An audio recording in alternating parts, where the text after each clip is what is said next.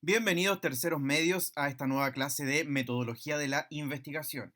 Esta vez vamos a hacer un alto en los contenidos porque vamos a tener una clase de repaso. Bien, y más que volver a ver las temáticas que ya vimos, las tipologías de métodos de recolección de información, quiero mostrarles más bien ejemplos de cómo ejecutarlo para que sepan también cómo va a ser la evaluación. Porque si ustedes se darán cuenta, vimos varias cosas y la evaluación tiene que ser acotada, la que vamos a tener la próxima semana. Así que seleccioné aquellas cosas que sí me interesan, que las revisen cuando estén repasando para la evaluación y también tengan un ejemplo sobre cómo manejarse en la prueba. Así que démosle comienzo a la clase del día de hoy.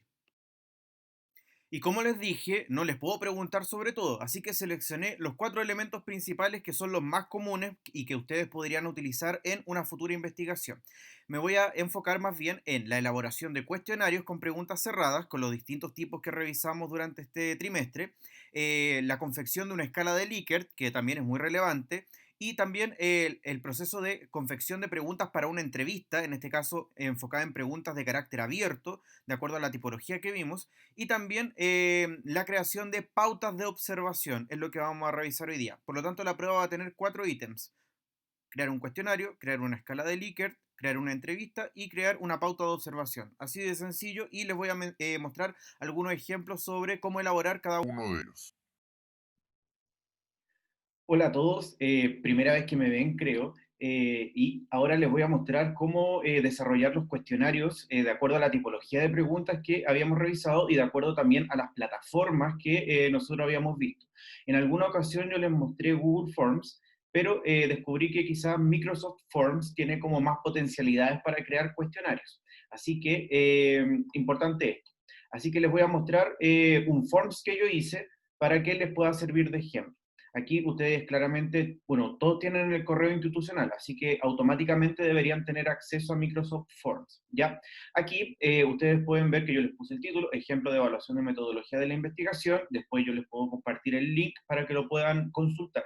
Aquí yo creé algunas preguntas siguiendo la tipología que habíamos trabajado en clase, haciendo como una especie como de análisis de la actualidad, ¿ya? Fijémonos en la pregunta uno. ¿Está de acuerdo con la realización de un plebiscito en octubre, aunque todavía no haya terminado la emergencia sanitaria? ¿A qué tipo de pregunta de cuestionario corresponde esta? Piénsenla. En este caso sería de carácter dicotómico, porque solamente tenemos dos opciones, sí y no, ¿ya? Si no se saben manejar en Microsoft Forms, es muy sencillo. Aquí ustedes redactan la pregunta y ponen las opciones. Cuando tienen que crear una pregunta, tienen que poner agregar nuevo, y le va a decir, le va a preguntar más bien qué tipo de pregunta quieren agregar. En este caso, como es de selección múltiple, yo debo escoger la opción. Si quiero que sea como una respuesta escrita, tengo que elegir texto. Y después hay otra opción de calificación, pero se las voy a mostrar en las siguientes preguntas, ¿ya? Luego, la pregunta 2. ¿Qué factor cree usted que es el que más importará a la ciudadanía al momento de elegir a un integrante de la comisión constituyente? Ya que hay que elegir personas que redacten la nueva constitución en caso de que gane la prueba. Y aquí hay varias opciones, ¿ya? Pero lo importante es que aquí pueden marcar más de una opción, por lo tanto, ninguna de las opciones tiene que ser excluyente con otra. Eh, por lo tanto, hay que decirle explícitamente a la persona que sí puede marcar más de una opción, ¿ya? Eso es muy importante porque la persona tiende a pensar que solamente puede responder una y debemos aclararse. Al contrario, por ejemplo, de la pregunta 3, donde solamente deben marcar una opción y todas son excluyentes entre ellas, ¿ya? ¿Con qué sector ideológico se identifica más?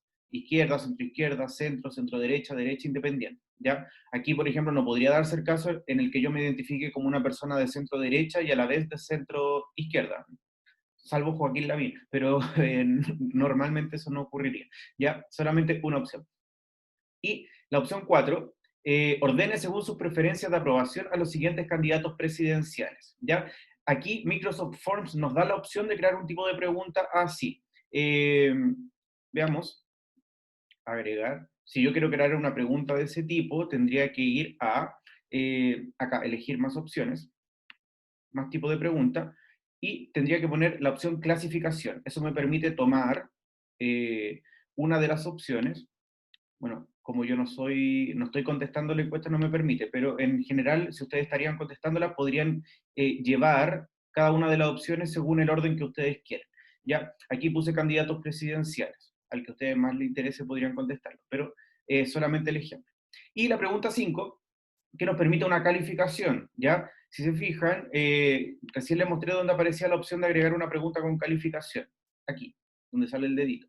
Y ustedes tienen la opción también de elegir el nivel eh, de puntuación de la pregunta. Yo puse de 0 a 10, pero ustedes podrían elegir otro. Y puse el formato estrella, que me pareció más bonito, pero también podrían hacerlo como con números, da igual, ¿ya? La estrellita me parece más llamativo y universal. ¿Cómo calificaría al gobierno de Sebastián Piñera en una escala de 1 a 10? ¿Ya? Y ahí serían algunos ejemplos sobre cómo crear cuestionarios. Es solamente estos tipos de preguntas y ustedes pueden seguir este ejemplo para agregarlo en la evaluación, salvo que yo les voy a dar otra temática para que ustedes desarrollen sus propias preguntas. Bien, espero que les haya servido y puedan, eh, puedan finalmente usarlo de referencia. Aquí les comparto nuevamente la pantalla porque el otro tipo de formato que quiero que trabajen en la evaluación es la escala de Likert, que es una escala de apreciación. En algunos casos, en la evaluación anterior me di cuenta que algunos confundían la escala de Likert con las pautas de cotejo o las pautas de observación. Si bien pueden tener un formato muy similar, se ocupan para dos cosas totalmente diferentes. La escala de Likert está hecha para tomar la apreciación o la opinión de una persona sobre determinados temas. Ya por lo tanto, quien la responde es el encuestado en este caso. Mientras que las pautas de observación o las listas de cotejo, como son una observación, las debe rellenar el observador o quien está realizando la investigación. Aunque el formato se parezca, son dos caminos muy diferentes, así que no los confundan, por favor. En el caso de la escala de Likert, como debo tomar la opinión de las personas respecto a determinados temas, es muy sencilla de crear. Nos permite automatizar o estandarizar los tipos de respuesta, porque en todas las premisas yo le doy la opción a la persona de que escoja una opción, pero dentro de un conjunto que siempre se va a dar de la misma manera. En este caso, las posibles respuestas siempre van a estar dentro de este rango. Muy de acuerdo, no lo sabe, no le interesa o está indeciso, en desacuerdo, muy desacuerdo. Bien, y aquí yo elaboré 4 premisas. Cuando yo les digo premisas, son afirmaciones o aseveraciones a las que yo les planteo al encuestado para que él defina su posición en función de esto. Siempre, como ya ustedes ya deberían saber, tengo dos posiciones muy extremas, muy de acuerdo, muy en desacuerdo. Dos posiciones intermedias, de acuerdo, en desacuerdo, y una que es muy intermedia y que a veces puede ser como de indeciso, de no saber, ¿ya? Aquí yo puse 4. ¿Qué tan de acuerdo está la persona con el retorno gradual a clases en esta emergencia sanitaria? ¿Qué tan de acuerdo están las personas con la firma del Acuerdo de Escazú? No sé si conocen el Acuerdo de Escazú, que el gobierno de Chile se está negando todavía a firmar y que tiene que ver con la protección del medio ambiente, la participación ciudadana en la protección medioambiental. ¿Qué tan de acuerdo están las personas respecto de la opción de un segundo retiro del 10% de la AFP y qué tan de acuerdo están con la acusación constitucional contra el exministro Jaime Mañalich por su participación, su acción, su gestión en esta crisis sanitaria que tuvimos? Y muy sencilla de implementar la escala de Likert, porque a pesar de que es un cuadro un tanto complejo, el Google Forms nos da la opción de esquematizarlo de manera automática, agregar nuevo, y me voy aquí, no me va a aparecer Likert claramente, me voy aquí a la flecha, más preguntas, y sí, maravillosamente Microsoft Forms nos ofrece una posibilidad de automatizar una pregunta en escala Likert. ¿Ya? Voy a agregar otra, y nos da el cuadrito ya listo, no tienen que hacer nada, solamente aplicar la creatividad con sus ideas. Aquí ponen las opciones de respuesta, que pueden ser muy de acuerdo a muy en desacuerdo, pero ustedes pueden elaborar otras, ¿ya? No copien simplemente lo que yo hice, sino que pueden agregar otras. Lo importante es que cumplan esa regla de ser dos extremas, dos intermedias y una muy intermedia. Y aquí escriben las premisas, ¿ya? Las que a ustedes se le ocurran respecto del tema que vayan a escoger y que yo les voy a proponer en la evaluación. Bien, escala de Likert es muy sencilla, así que no debería costarle, y porque creo que ya la habíamos trabajado con anterioridad. Muy bien, continuemos. El tercer ítem que van a desarrollar en la prueba es crear una entrevista en función de algún personaje que sea relevante para la actualidad. yo les voy a proponer una lista de personajes donde ustedes van a escoger. ¿Por qué no les doy la libertad de elegir el que ustedes quieran? Porque capaz que elijan a alguien que yo no conozca y no sé si es tan relevante de que ustedes lo utilicen como ejemplo. Acuérdense que yo soy más viejo que ustedes y no conozco como ídolos del K-pop, ni gamers, ni nada de ese estilo. Así que mejor irme a la segura con personajes que yo pueda conocer. En este caso, para el ejemplo, obviamente no lo voy a poner en la prueba, decidí hacerle una entrevista a Silvana Donoso, que es esta jueza acusada constitucionalmente porque estuvo involucrada en la libertad a Hugo Bustamante, que fue el autor del homicidio contra Ámbar Cornejo. ¿Ya?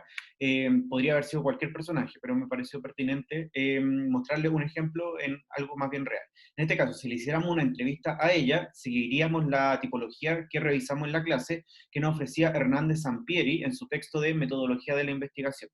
Ahí se nos comentaba que existían más o menos unas 6 tipos de preguntas abiertas, importante eso, que podemos desarrollar en una entrevista. ¿Ya? Una mala entrevista sería una enfocada más bien en preguntas abiertas, pero con respuestas acotadas. Las preguntas que se podrían responder simplemente con un sí, con un no, o con un campo semántico demasiado reducido de posibilidades.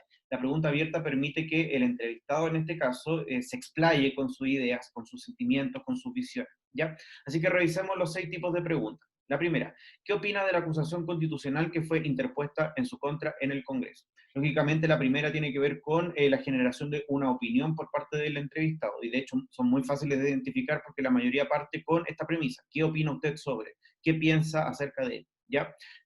Son muy fáciles de reconocer. La segunda tiene que ver con la expresión de sentimientos, ¿ya? Esto es mucho más subjetivo y tiene que ver no con el pensamiento, sino que con algo más vinculado con lo emocional. En este caso, ¿se siente usted culpable de alguna manera por el caso de Ámbar Cornejo? Eh, Tremendamente subjetiva la pregunta, pero estamos apelando a la emocionalidad de ella, no a sus ideas, ¿ya? En la siguiente pregunta, tercera, son más bien de conocimientos, ¿ya? ¿Qué tanto sabía el entrevistado o sabe respecto de un tema? En este caso le podríamos preguntar, ¿conocía usted la evaluación psiquiátrica de Hugo Bustamante al momento de autorizar su liberación? Sin juicio de valor en este caso, solo le preguntamos si sabía o no sabía, ¿ya? Siguiente pregunta relacionada con lo sensitivo, es decir, con la posibilidad de la percepción a través de los sentidos que tenemos los seres humanos. En este caso, ¿cómo reaccionó cuando se enteró del caso de Ámbar? ¿Se acordaba usted de Hugo Bustamante? Están relacionadas con esas reacciones más bien de tipo corporal. La siguiente, que tiene que ver con antecedentes, con parte del historial de vida que pueda ser narrado por parte del entrevistado. Según su experiencia, es habitual que los reos peligrosos sean liberados sin procedimientos que evalúen la idoneidad de la reinserción social. Ahí me puse medio intelectual como palabras rebuscadas. Ustedes podrían formularla de manera más sencilla. Eh, si es común que se liberen reos sin hacer una revisión exhaustiva. Es esa la pregunta, en el fondo. ¿Ya? Y ella como voz autorizada, porque es jueza de la República, es muy interesante conocer qué sabe ella respecto a esto. Y finalmente, otro tipo de pregunta, de simulación, ¿ya? Que también se las comenté en su momento. Si usted fuese una ciudadana más, una simple espectadora del caso Ámbar, ¿contra quién dirigiría su indignación? Aquí la posicionamos en otra perspectiva, porque ella es jueza y claramente va a tener como una opinión muy ligada al derecho, a la jurisprudencia. Pero poniéndola en situación de ser ella una ciudadana, sin conocimiento del derecho, se culparía a sí misma también, ¿a quién le echaría la culpa en el fondo? Bien, importante que entonces en esta entrevista sigamos la tipología que habíamos revisado y que sean preguntas verdaderamente abiertas. ¿Ya? ¿Cómo nos damos cuenta que una pregunta es mala? Cuando se responde con sí o con no, o con un monosílabo. Eso nos serviría. Bien, y nos queda finalmente revisar la última tipología. Así que ahí vamos. Muy bien, y ya para finalizar, el cuarto ítem que van a desarrollar es crear una pauta de observación. Y recuerden lo que les dije anteriormente, vamos a utilizar el mismo formato de Likert, porque Microsoft Forms no tiene un formato específico para crear pautas de observación. Podríamos hacerlo en un Word, pero sería demasiado complicado, mejor prefiero tenerlo todo en una única plataforma, así ustedes me comparten el link solamente y yo accedo de inmediato a todas las preguntas que ustedes fabrican. Bien, aquí por lo tanto, la pauta de observación, si bien vamos a usar el mismo formato de Likert, tenemos que tener en cuenta que es un formato o un estilo de método de recolección de información muy diferente, ¿ya? A pesar de que se parezcan. porque Likert, recuerden que lo contesta el encuestado. La pauta de observación la tiene que rellenar un observador, ¿ya? Y está referida a la observación de determinados procedimientos, procesos o interacciones, ¿ya? En este caso, si quisiéramos observar, por ejemplo, cómo es el procedimiento de atención al cliente en la sección de reclamos en alguna empresa, cualquiera que ésta sea, podríamos evaluar el grado de calidad del trabajo de un integrante de esta institución en función de una pauta de observación. Y fíjense en este caso, utilicé el mismo formato que el Likert, simplemente que en este caso tuve que crear las dimensiones para la evaluación, en este caso, y también los indicadores. Lo voy a evaluar de manera destacada, lo voy a evaluar de manera competente, de manera regular, insuficiente o mala, o de manera ausente, es decir, que ese indicador ni siquiera se realizó, por lo tanto no lo puntúo de ninguna manera, ¿ya? Hay que tratar de poner adjetivos que son como, más bien, si bien califican, cada uno de ellos son neutrales, porque no podríamos, por ejemplo, poner desempeño malo, desempeño bueno, buenardo, no sé, ¿ya? Pero la idea es que sean como adjetivos más bien formales, ¿ya? Y aquí diseño entonces cuáles serían los componentes más importantes de evaluar, en este caso, la interacción que produce el trabajador en cuanto a la atención del cliente, perdón. Y aquí yo creo que 7, ¿ya? Realiza una presentación con un saludo, su nombre y su rol en la empresa. Recuerden que la atención al cliente, la interacción es fundamental, ¿ya? Sobre todo porque le van a llegar clientes quizás muy molestos y es muy importante manejar esas circunstancias.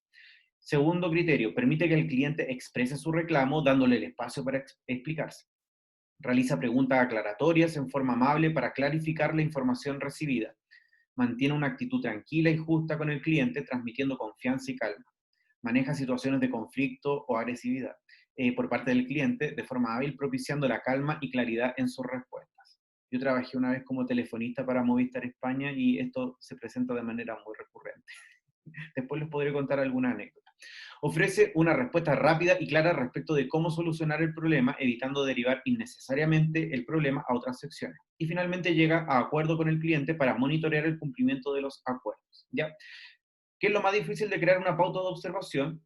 Tener la sagacidad y la inteligencia, ustedes son muy inteligentes, pero también saber visualizar cuáles son los componentes de un buen procedimiento, en este caso, para atender a un cliente de buena manera, sobre todo un cliente que viene a reclamar, cuáles serían los ejes más importantes de evaluar. Ese es el ejercicio más difícil y más desafiante, en este caso, al momento de crear una pauta. Esto es fácil, con niveles de desempeño solamente. Ahora, ¿qué nos va a faltar en esta pauta de observación? El siguiente componente que debería estar aquí después del nivel ausente, comentarios, ¿ya? Porque recuerden que al contrario de una lista de cotejo, cada uno de estos elementos no necesariamente tienen que ser observables de manera cuantitativa. Por ejemplo, eh, mantiene una actitud tranquila y justa con el cliente, transmitiendo confianza y calma. Eso es tremendamente subjetivo. Pero en una pauta de observación, ese tipo de evaluaciones se permite, porque se supone que el que está observando es alguien más bien experto, así que sabe de lo que está hablando. La lista de cotejo, que no la vamos a aplicar en esta evaluación, se refiere más bien a aspectos observables, visibles, cuantitativos, ¿ya? En este caso, se permiten elementos mucho más subjetivos. Bien, espero que esta ejemplificación que hicimos de los 4 ítems les pueda resultar provechosa.